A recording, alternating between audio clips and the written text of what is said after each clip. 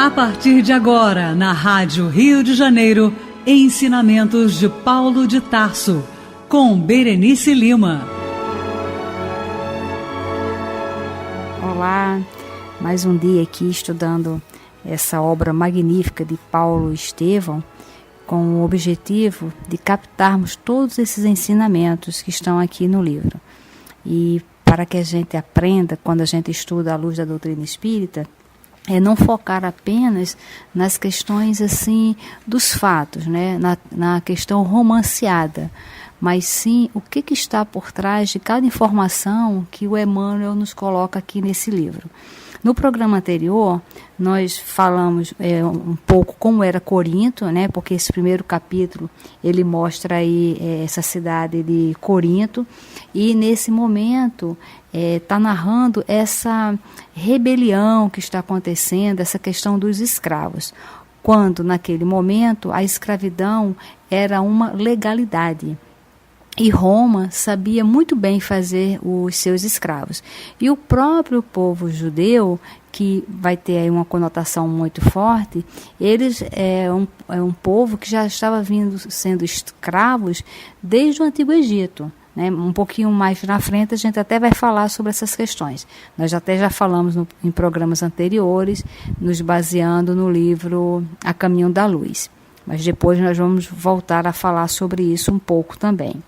Mas o que está acontecendo em Corinto agora é essa questão dos escravos. E é muito interessante porque quando Kardec aborda as perguntas sobre a escravidão, que é no capítulo 10 do Livro dos Espíritos, e ele assim, estabelece esse capítulo, né, como sendo a lei de liberdade, e ele coloca muitas questões ali da escravidão, coisa que para a época era uma coisa comum, era uma coisa natural, aliás, era uma legalidade, toda a escravidão era legal. Mas o Kardec faz várias perguntas que nós já abordamos no programa anterior, mas ficou faltando uma pergunta, que é a pergunta 832. Essa pergunta ela é tão profunda e ela vai tão além, porque eu acho que mesmo na época ficava até difícil compreender esse tipo de pergunta que o Kardec faz. Mas nos ajuda, nós estudando a pergunta primeiro e depois analisando a resposta, vai nos ajudar o nosso comportamento no nosso dia a dia de hoje. Porque embora hoje, aqui no Brasil, né, a escravidão não exista, né, mas nós abordamos também no programa anterior que existe vários tipos de escravidão. Existe essa escravidão toda vez quando nós exercemos algum poder, seja através das finanças, o poder das ideias, o poder do mando, o poder familiar, seja lá o que for, muitas das vezes nós usamos esse poder e formamos uma escravidão. Sempre alguém subjugado às nossas ordens, que não deixa de ser uma escravidão.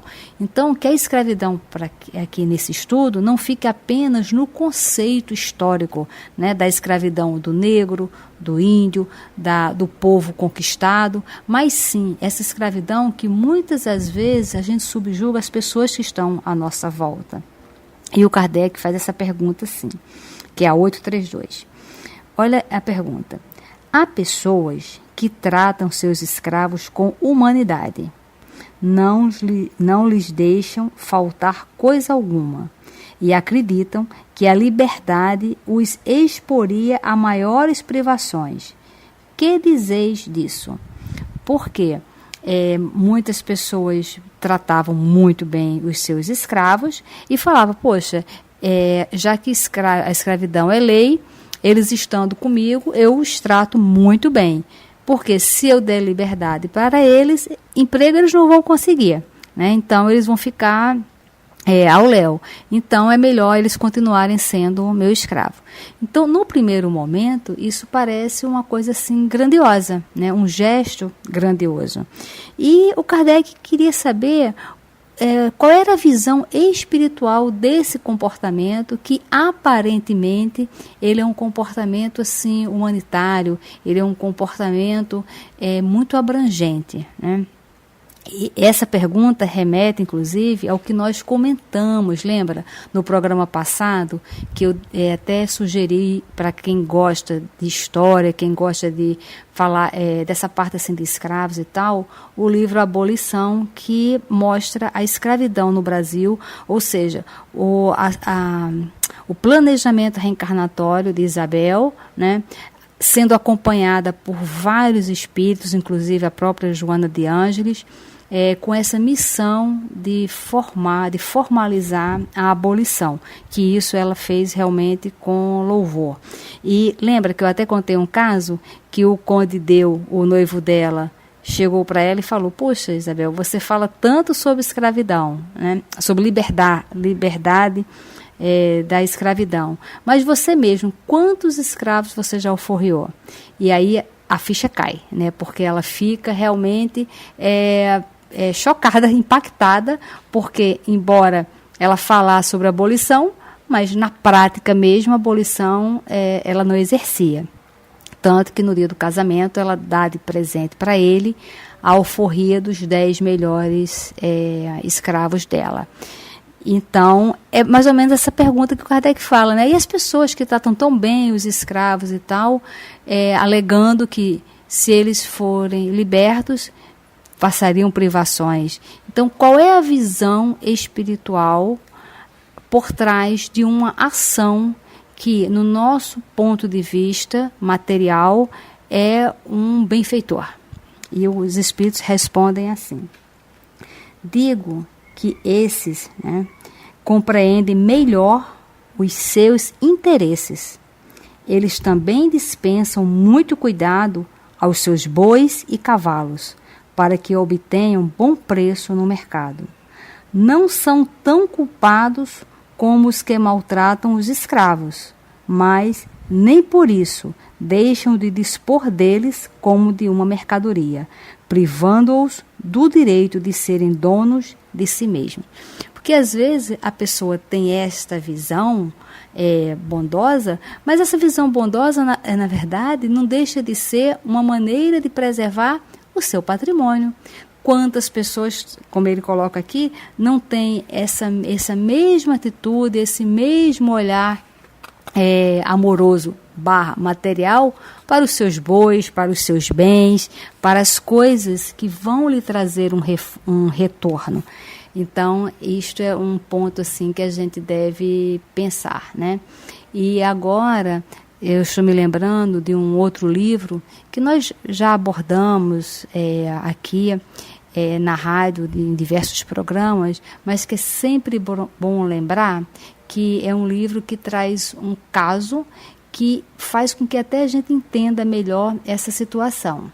O livro se chama Em Busca de Sentido e o autor é Viktor Frankl, né? O nome do livro é Em Busca de Sentido e o autor é Viktor Frankl. Ele, na época, ele era um psiquiatra e ele foi para o campo de concentração na era da Segunda Guerra Mundial, na era nazista, né? Onde Hitler fez escravos todos os judeus. Então, eles foram levados ao campo de concentração, onde eles faziam trabalhos forçados, onde tinha as fábricas de armamento, onde eles trabalhavam nas fábricas gerando armas, gerando utensílios para o exército. Então, isso nós estamos falando de 1945, que foi muito pouco tempo, né? Mas muito pouco tempo mesmo. Você vê, eu mesmo nasci em 1964. Então, veja que muito próximo de uma escravidão bizarra que aconteceu diante dos olhos de todos, né? E uma coisa assim tão recente e tão bizarra. E o Viktor Frankl, como judeu, como médico, no campo de concentração, é importante lermos esse livro, que não é um livro espírita, mas para que a gente possa dar um ressignificado às nossas angústias, às nossas dores, às nossas questões não querendo diminuir a dor de ninguém, não é isto, mas esse livro é um grande facilitador para compreendermos a nossa vida, o momento que nós estamos vivendo, que muitas vezes nós rotulamos como um momento de dor, e na verdade é uma experiência que nós precisamos passar. E o Viktor Frankl, mesmo vivenciando essa escravidão, essa crueldade, ele escreve esse livro Em Busca de Sentido, onde ele fez uma análise no campo de concentração e ele percebeu soldados nazistas dignos e indignos, e também prisioneiros dignos e indignos. Então ele faz uma avaliação do comportamento muito grande e ele faz uma questão assim, do que é o bem, né? E ele viu que o bem, dentro da análise dele, e ele comprova isso com os fatos que ele analisou, que o bem é dividido em 4 categorias. As categorias são o bem individual, o bem de grupo, o bem religioso e o bem filosófico. O bem individual é quando você faz o bem, mas de alguma maneira você tem um retorno, né? Então, conforme o Kardec fala aqui nessa pergunta dos escravos, a pessoa ela faz o bem, né? Mas por quê? Porque ela tem um retorno, ela trata bem o escravo da mesma maneira que ela cuida bem dos bois, porque o retorno que aquilo dá para ela é muito bom. Então, esse é o bem individual. Fala sobre o bem grupal, o bem familiar. Você faz o bem, mas para as pessoas que estão à sua volta, da sua família, do seu grupo de amigos, do seu grupo religioso, porque de alguma forma você também tem um retorno. Então, muitas vezes, nós falamos assim para as pessoas, convidamos as pessoas para praticar caridade. Poxa, ajuda lá. Por exemplo, lá no abrigo que eu administro, nós vivemos de doações. E às vezes a gente pede ajuda aos amigos e os amigos falam assim: ah, Beri, mas eu já ajudo a tanta gente. Olha, e eu pergunto, quem? Ah, eu ajudo a minha empregada doméstica, meu porteiro, meu cunhado, minha sogra, meu pai, meus familiares. Porque você sabe, né? Caridade começa em casa. Realmente, precisamos ser bondosos com os nossos familiares. Mas isso é diferente de caridade, porque às vezes isto, na verdade, é um investimento. Você investe usando o seu poder, o que você tem para favorecer aquela pessoa, mas de certa forma você tem um retorno. Às vezes, por exemplo, eu ajudo muito a minha empregada doméstica. Olha, continue fazendo, não deixe de fazer não. Mas isso, na verdade, é esse bem individual que o Viktor Frankl está colocando aqui. Porque na hora que você faz isso, você tem um retorno de fidelidade, você tem o retorno daquele funcionário depender de você, aquele familiar depender de você. Então, de alguma forma, existe um interesse por trás disso, né? E os espíritos deixam bem claro da caridade desinteressada. Então, para a gente não confundir os investimentos que nós fazemos com caridade. Mas não deixe de fazer o bem, não deixe de ajudar. Mas isto, na verdade, não é a prática desinteressada da caridade. E o Viktor Frankl fala do bem religioso, quando a pessoa faz o bem porque Deus quer. Mas em determinado momento, essa pessoa vai dar uma carteirada em Deus, né, que são aqueles momentos que os religiosos, e nós espíritas também, quando acontece alguma coisa na nossa vida que a gente não gosta, e a gente fala, por que eu? Né? Já que eu ajudo tanto, que eu faço isso e aquilo, ou seja, faz um bem, mas para uma carteirada no futuro. E por fim ele finaliza o bem filosófico, que é esse bem que Jesus veio nos ensinar e que a doutrina espírita reforça muito, que é fazer o bem sem olhar a quem. Né? Que a mão direita não saiba o que está na esquerda, e essa caridade que o apóstolo Paulo sempre prega, que fora da caridade não há salvação. Então veja que para até o Paulo vir a um pouco mais tarde falar sobre esta caridade, caridade com o próximo, era necessário ele ter vivenciado esse momento de escravidão. Porque quando ele for falar sobre a caridade, ele vai estar falando dele. E aí, quando ele vai falar dele, do exemplo dele, da mudança dele, aí a gente consegue entender o que os espíritos falam, que o exemplo arrasta multidões. Porque naquele momento a história demonstrava realmente essa escravidão. Então, continuando aqui a leitura do capítulo 1, que nesse momento que estava tendo essa escravidão e essa rebelião em Corinto, e foi chamado um camarada para, tipo assim, um governador, né? O nome dele, Licínio Minúcio, que chega para colocar a ordem, mas só que, no fundo, esse camarada é um camarada indigno, né? É um camarada que ele, na verdade, ele está mais interessado, né, em explorar o povo, de criar extorsões naquela sociedade, do que realmente governar no intuito de ajustar, de melhorar, de fazer com que aquela cidade torne uma cidade tranquila. Então, ele chegou nesse momento na cidade, e aí o livro ele fala assim, né? E não era só a figura desprezível do odioso funcionário, esse que eu falei, que constituía para a cidade uma angustiosa e permanente ameaça. Seus asseclas, ou seja, os seus seguidores, os seus funcionários, o pessoal do grupo dele, espalhavam-se em vários pontos das vias públicas, provocando cenas insuportáveis. Cenas essas características de uma perversidade inconsciente. Porque o poder nas mãos de uma pessoa cruel, ela cria isso. O poder é algo muito delicado, mas é interessante que esses funcionários, esse pessoal do grupo, eles seguem sempre o líder, né? Então, qual é a atitude do líder?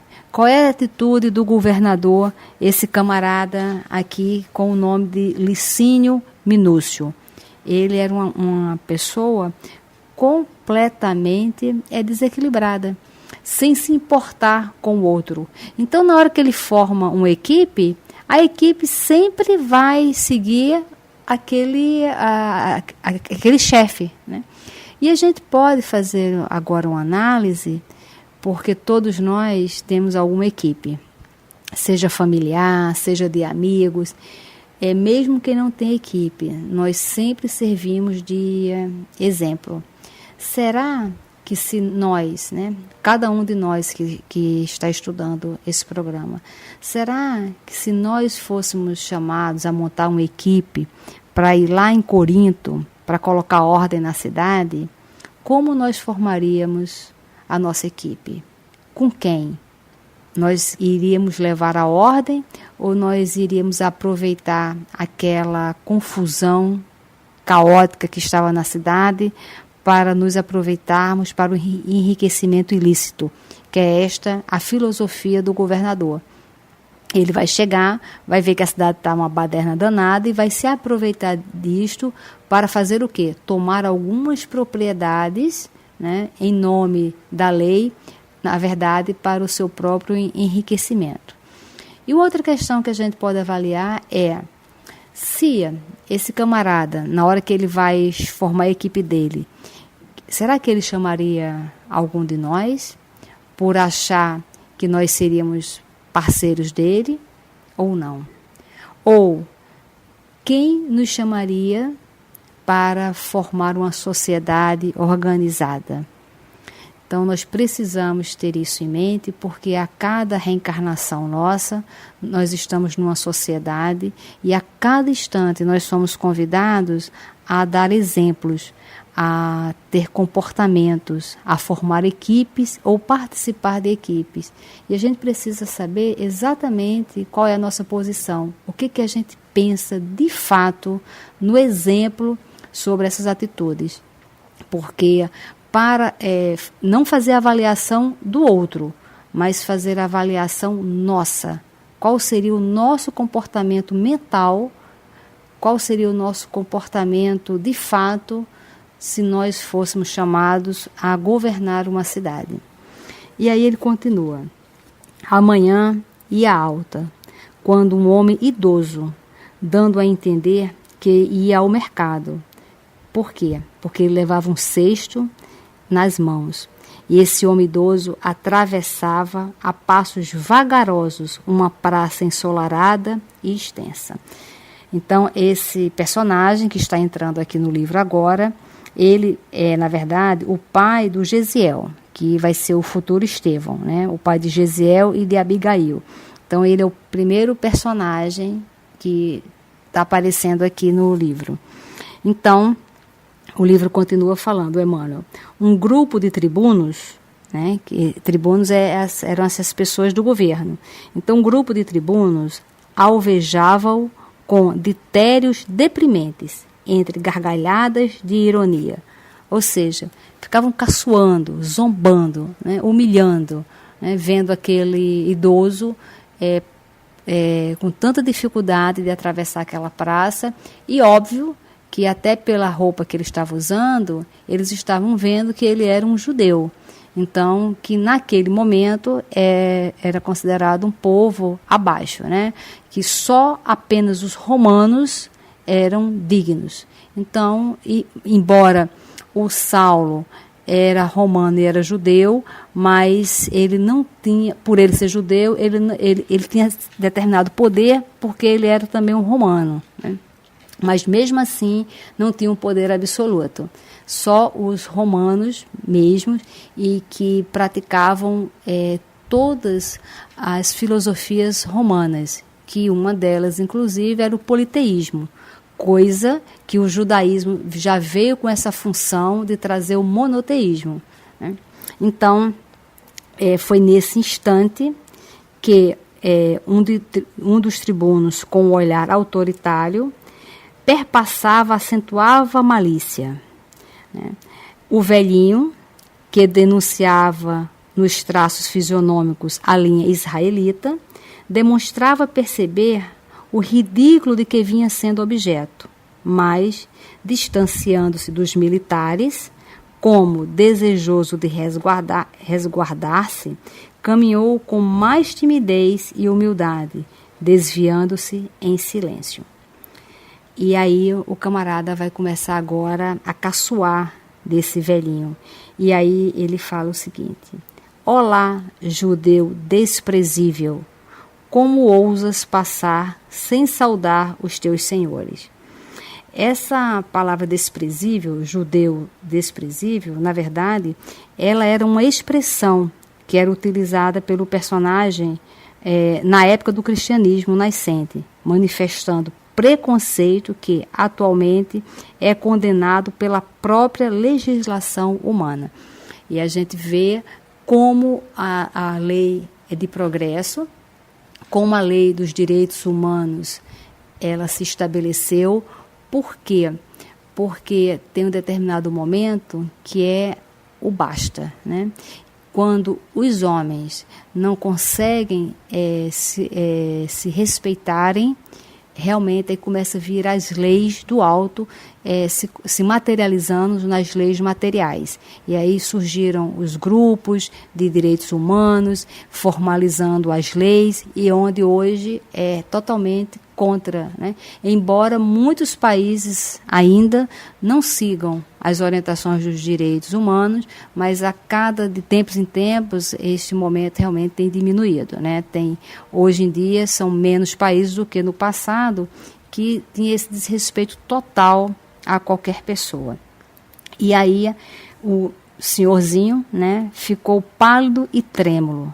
Seus olhos revelaram estranha angústia que resumia, na sua eloquência silenciosa, todos os martírios infinitos que flagelavam a sua raça. As mãos enrugadas lhe tremiam ligeiramente, enquanto o busto se arqueava reverente, premindo a longa barba encanecida. Então, aqui é quando nós estamos conhecendo esse bom velhinho, que é o pai de Gesiel, o pai da Abigail, sabendo que o Gesiel se tornará Estevão.